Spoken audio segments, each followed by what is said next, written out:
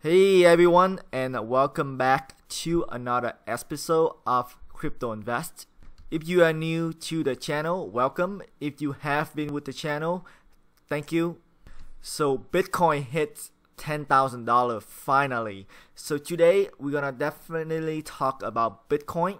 We're gonna take a look at the market to see how some of the altcoins are doing. We're gonna take a look at some of the recent news, and we're gonna talk about some of the altcoins in a little more details. But first, I do want to say that this is for informational purposes only and should not be considered as investment advice. So let's get into it. So Bitcoin is finally hitting $10,000 as of this morning. For the longer times, I have been thinking about this moment when Bitcoin hit $10,000. And the funny thing is, now that Bitcoin is at $10,000, I actually don't have any strong feeling as to where Bitcoin will head it next, at least in the short run. I think I'm still pretty bullish on Bitcoin in the long run, so in the next couple of years, I think we can see a much higher number than this. However, a few months ago when Bitcoin was at $5,000 or even at $4,000, I have a very strong conviction that Bitcoin will hit $10,000. But like I just say, now that we are at $10,000, I actually don't have any strong feeling on the next move that Bitcoin will make. So let's take a look at some of the news related to Bitcoin at the moment. So there has been a lot of positive coverage for Bitcoin. It almost seems like there's a reversals in terms of the type of articles that a lot of the medias are covered at the moment. So a few months ago, we have seen a lot of articles that talk about how Bitcoin is a bubble and how Bitcoin is not legitimate. But now we have more and more people coming out, like a Cambridge professors, who are talking about Bitcoin in a much more positive sense. I'm not going to go into any of this article in details because they basically saying the same things. Pretty bullish on Bitcoin. Mike Novogratz, with many of you know him, he is definitely pushing for $40,000 Bitcoin by the end of 2018. So he is thinking that Bitcoin is gonna 4x by the end of next year.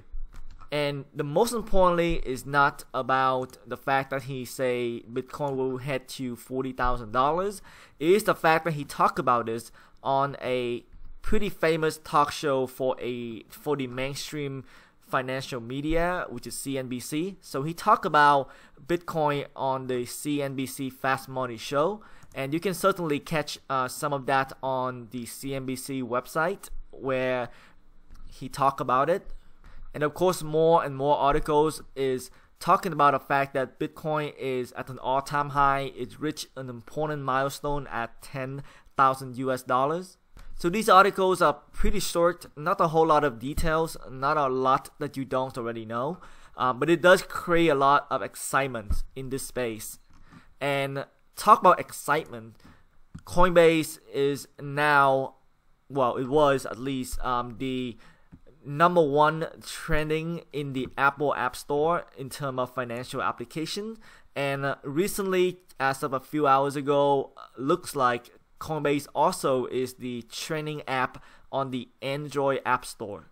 So more and more people are hearing about Bitcoin. Not only that, downloading Coinbase to their phone is definitely taking actions. So we have seen a push for more adopters. So more and more people not only hear about Bitcoin, they're actually taking actions.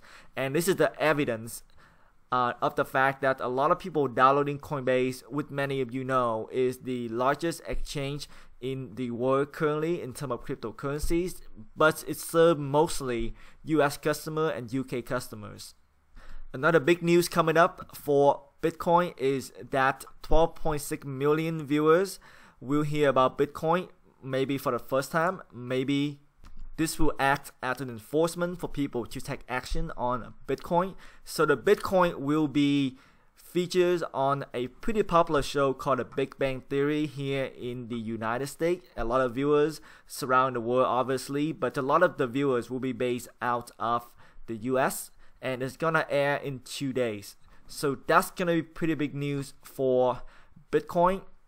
If you want to know a little bit about the shows coming up, certainly head over to YouTube. There is a trailer there. It's about 20 seconds. I'm not gonna show it in this channel, but go ahead and take a look at the trailer on YouTube.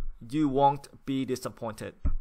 And the one thing that I do want to say that in the trailer, they are talking about Bitcoin as $5,000.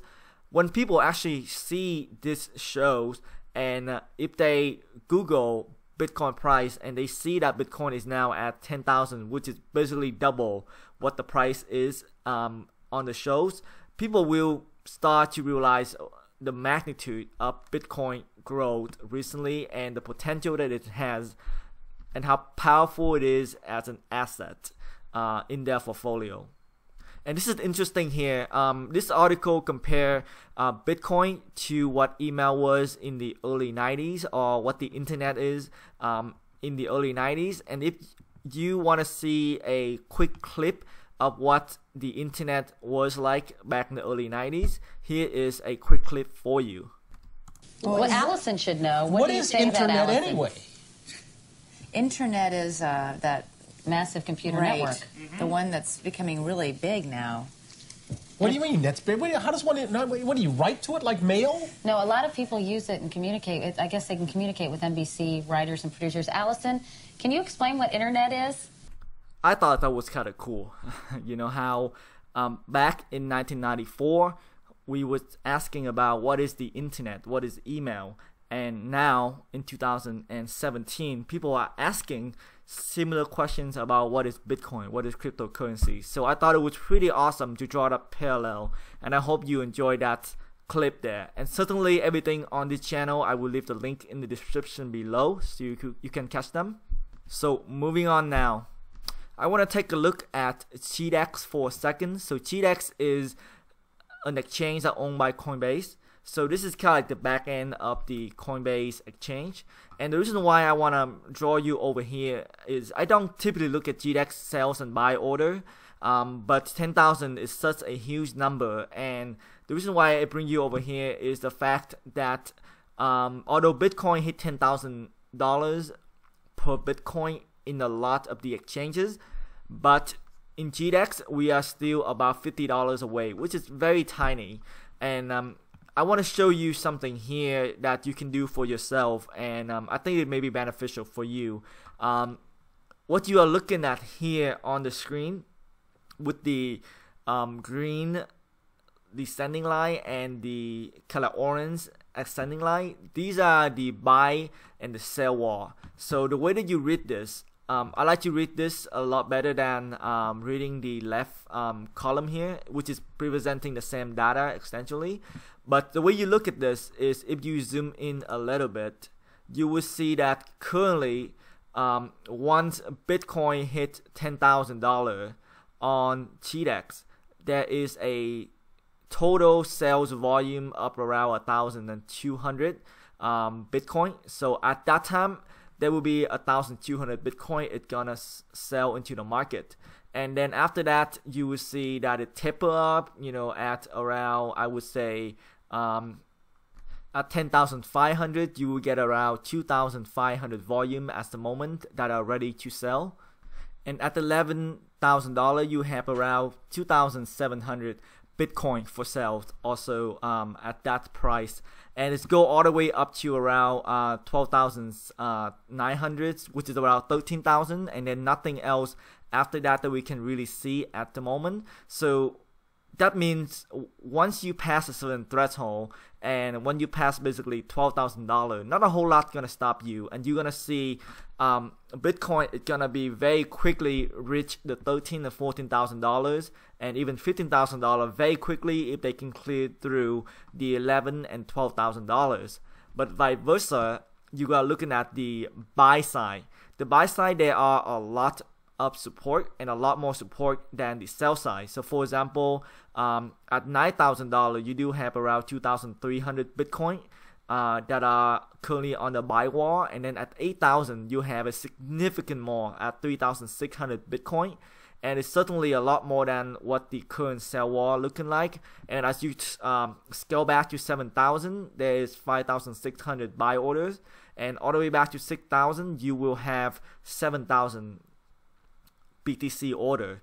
So what this gonna show you is the balance between the current sales wall and buy wall.